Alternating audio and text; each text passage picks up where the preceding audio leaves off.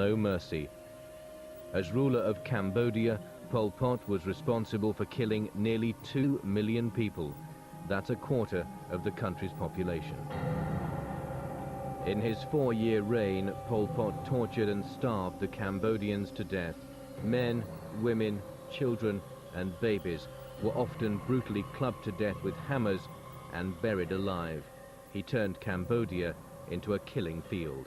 When I first spoke with Pol Pot, he refused to take responsibility for an absolutely cataclysmic, catastrophic destruction of innocent people. As the architect of a brutal social experiment driven by racial and political hatred, Pol Pot's regime left behind a tragic legacy of misery and mass graves. No one had a clue at how many people had been slaughtered and how many people had died. No one. On the 17th of April 1975, a guerrilla army known as the Khmer Rouge entered the Cambodian capital, Phnom Penh, victors of a 5-year war against a government backed by the Americans. The Khmer Rouge leader was a man most Cambodians had never heard of.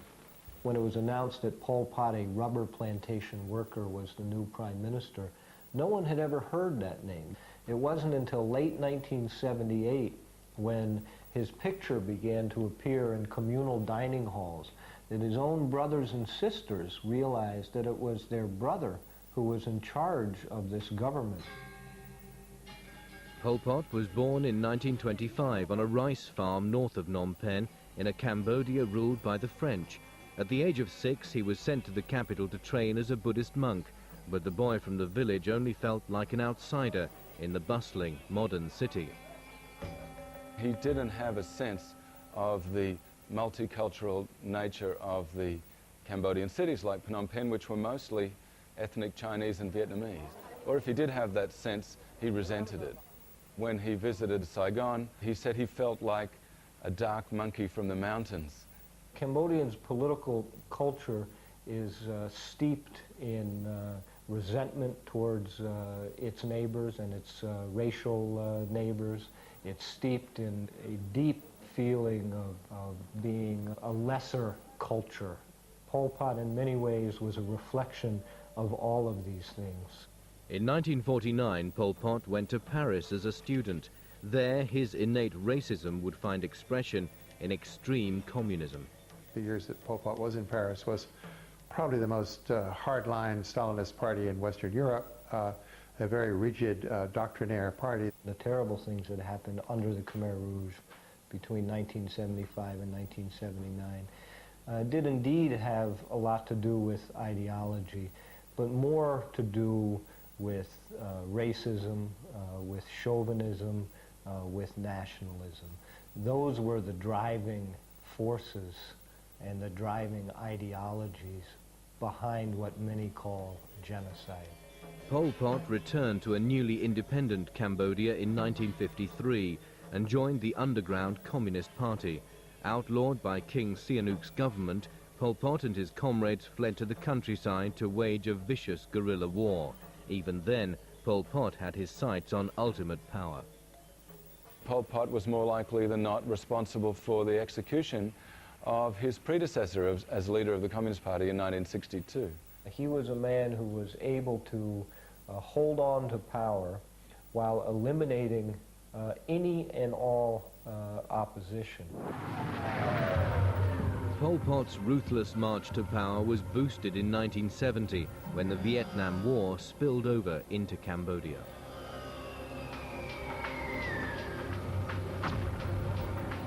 Pursuing communist North Vietnamese troops across the border, the United States bombed huge areas of Cambodia, killing thousands of peasants in the process. This only increased support for Pol Pot's Khmer Rouge. There was this terrible mixture of historical events and terrible Cambodian political realities, which ended up with an orgy of mass murder, of which Pol Pot, without any question, was the architect. By April 1975, Pol Pot's Khmer Rouge were in the capital, Phnom Penh. When they achieved victory in April '75, they felt they were in a position to put in place and to carry out an extreme, pure, total revolution of a sort that was more extreme, more total, purer than any other revolution in history. When Pol Pot and his army arrived in Phnom Penh, they immediately evacuated the entire population into the countryside. In what would be known as Year Zero, Pol Pot began to destroy and rip up Cambodian society, reducing it to a state of primitive barbarity. It was very frantic, it was very chaotic, very scary. They just screamed and screamed into the bullhorn that said we had to leave. 2 million Cambodians living in Phnom Penh were evacuated in 72 hours. It's the take the basket and dump it upside down theory. You broke up every organization that anybody ever had. They were cut from their family, they were cut from their friends, they were cut from their professions, everything. Believing the city people to be contaminated by their past lives, Pol Pot would rewrite their histories. Money was banned, the Buddhist religion outlawed, and the country's name changed to Kampuchea. Then he dispersed the city people to peasant villages throughout Cambodia, where they would grow rice and build dams for the revolution. Here, in this idealized peasant state, he would purify them through hard labor and brutality.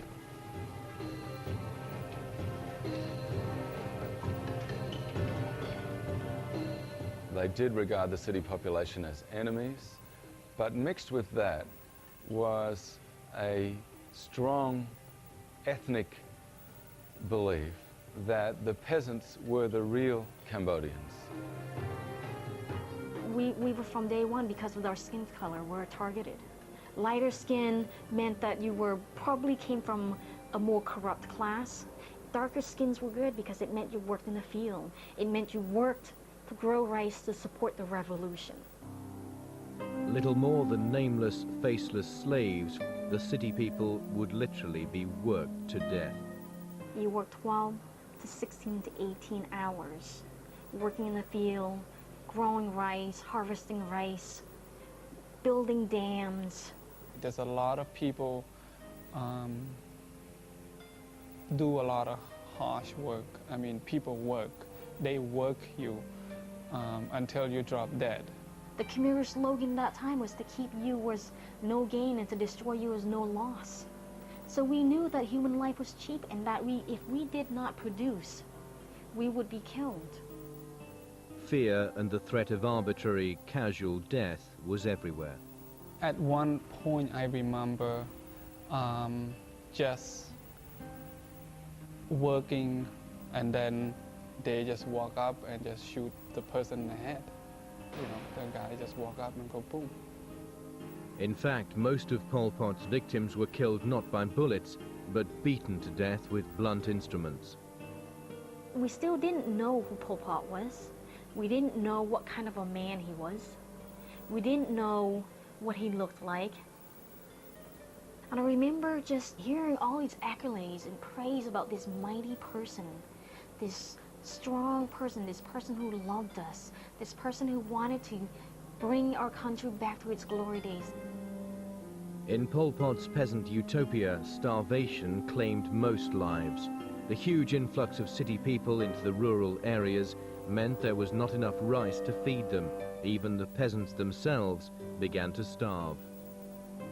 And indeed, rice was withdrawn and exported by the party centre while these people were dying in massive numbers of starvation.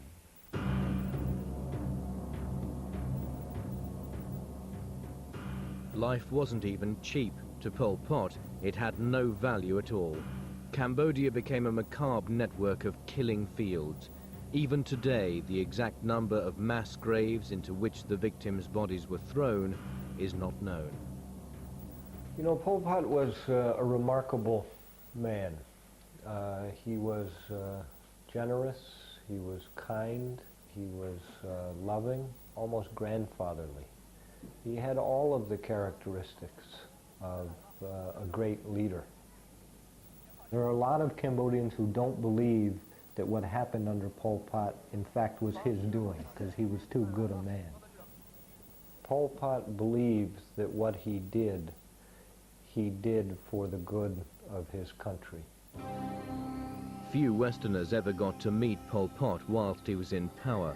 One who did was American journalist Elizabeth Becker, who interviewed him in 1978. What struck me first was that he was much more handsome and a charming smile. There was some charm to the man. And we were told to sit down, put the cameras away, and we were to sit there and listen to Pol Pot. And when the time was up, the time was up, and he said goodbye.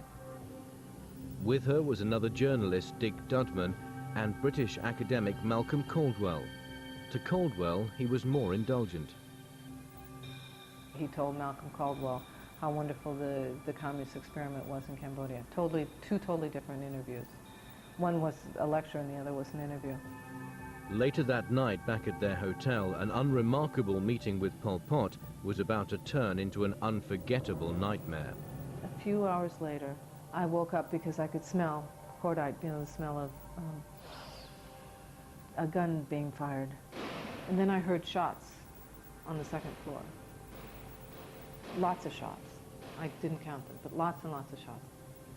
And so I went upstairs, and Malcolm's body was on the floor, and white with death. The gunman walked in and murdered Malcolm. Why Malcolm? The friend, the one friend of the regime, and not us. Some documents suggest that it would have been me. Another one suggested that it was Caldwell. Why? It doesn't make any sense, but nothing makes sense there. Needless to say, after all that, I couldn't imagine how Cambodians lived through almost 4 years of that. I mean, what I went through in 2 weeks, they lived through 4 years and saw their whole lives, their whole country, everything destroyed.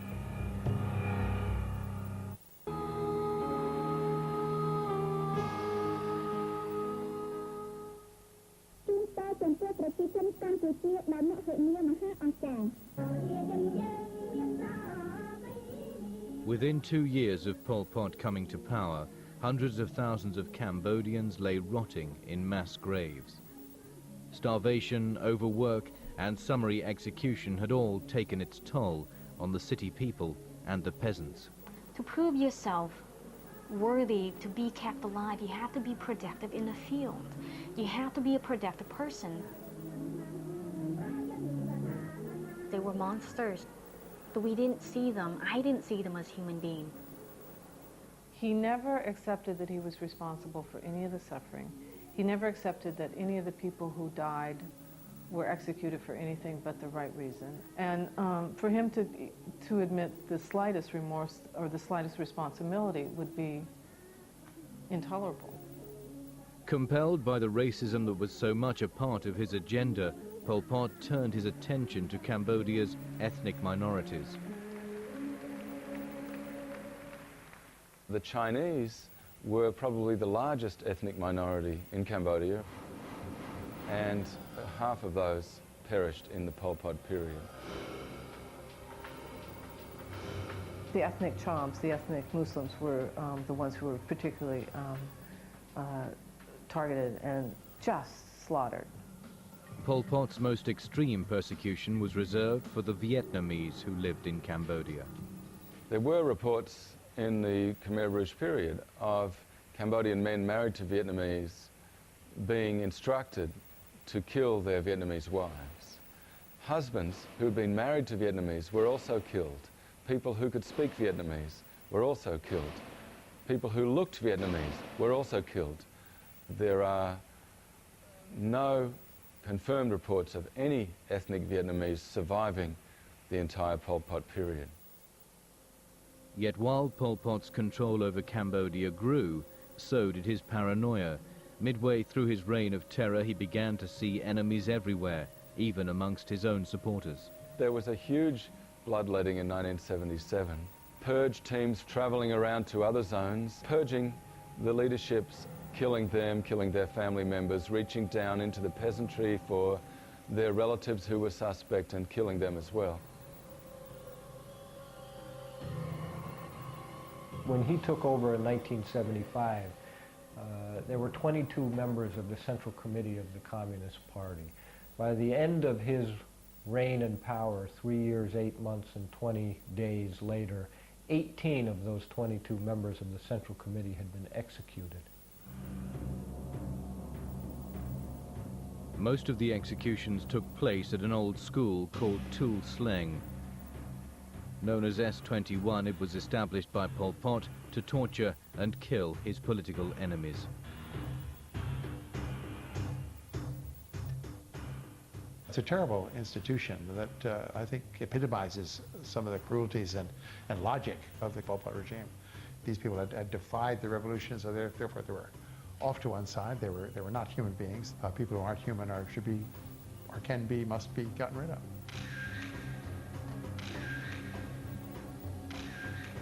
In less than 4 years, Pol Pot sent between 14 and 20,000 people to S21. Men, women and children were tagged, photographed, and almost all were tortured into confessing.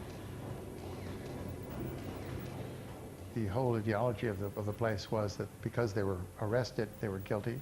They must be, because the party was never wrong. It never makes mistakes. The word for prisoner in Cambodia means guilty person rather than someone who's being held. And even if some of the people you kill turn out not to have been guilty of the crimes you've charged them with, so what? You might find that out later. But at the time, it's probably better to get rid of them than to keep them around in case they are guilty. Pol Pot said that he had never heard of Tul Sleng S21, the torture chamber of which almost 20,000 people he ordered went through to their deaths after extensive torture. Although the Khmer Rouge tried to destroy the evidence, every torture process and every confession of every prisoner was recorded in detail. The documentation was very important to these people, but I think they were intended partly to convince Pol Pot and his colleagues who saw the documents themselves, saw copies of them, that they were on the right track. They knew there'd be no punishment for killing all these people. There'd be punishment for people who were tortured to death, and this did happen in many cases.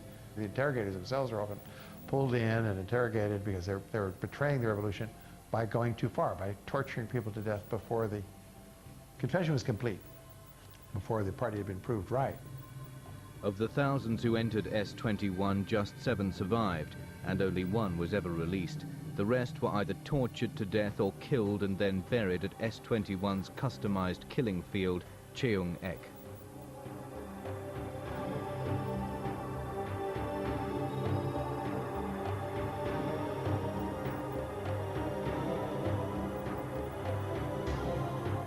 This was a systematic regime doing some systematic, cruel things to its own people for reasons that were demented but made sense to them.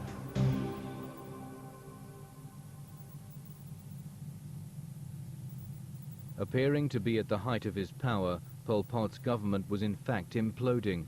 His psychotic and lifelong hatred for the Vietnamese would be his undoing. Pol Pot really believed that Cambodia would disappear off the map unless he was able to dispense with the Vietnamese threat. They thought it required a genocidal way of thinking against Vietnamese generally. Also, there's this much more primordial racist feeling that Vietnamese, by nature, could not exist and coexist with Cambodians, that there had to be an Armageddon. Every Cambodian should kill 30 Vietnamese. They could lose 2 million Cambodians. The Vietnamese would lose 60 million in this Armageddon, and we would still have 6 million left.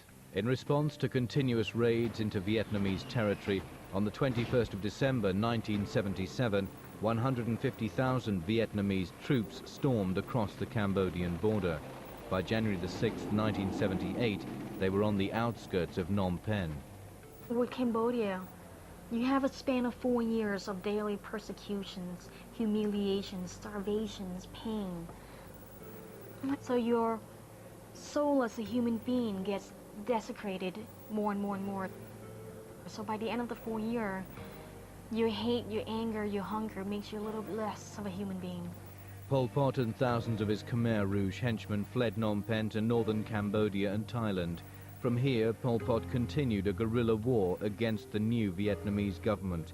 It would be another 20 years before he was seen again, but this time he was on trial. The Khmer Rouge were people who no longer had faith in Pol Pot's leadership. They had arrested him, but they had arrested him not for crimes of genocide or crimes against humanity. They had arrested him for essentially being a political enemy. 4 months later, Nate Thayer was invited to interview Pol Pot, who was now under house arrest and close to death. When I first spoke with Pol Pot, he came up to me and he put his arm on my shoulder and he said, in this raspy voice, he said, "Nyum squalchimo yuhai," which means, "I've known your name for a long, long time." And that was the first thing he said to me, and he gave me this gentle, shy smile and kind of looked at me and gazed down and then took me by the arm and walked me to a little bamboo hut where he begged me to understand why it was necessary for him to execute little babies. For hours, in a very rational way. And of course, we started off knowing that it might be very short, asking him the fundamental questions of, you are accused of causing the deaths of hundreds of thousands, if not millions, of innocent Cambodians, and are you regretful? Are you sorry? And will you apologize? Which was a direct question repeatedly. And he refused to answer the question.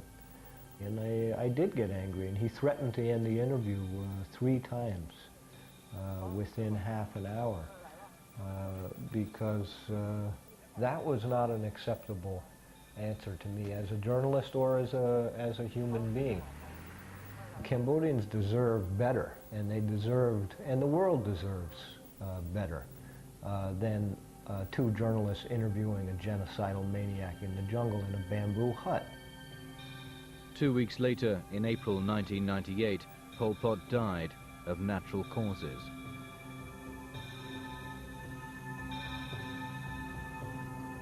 The madness unleashed on Cambodia by Pol Pot and his colleagues will never be forgotten, but so far it has gone unpunished.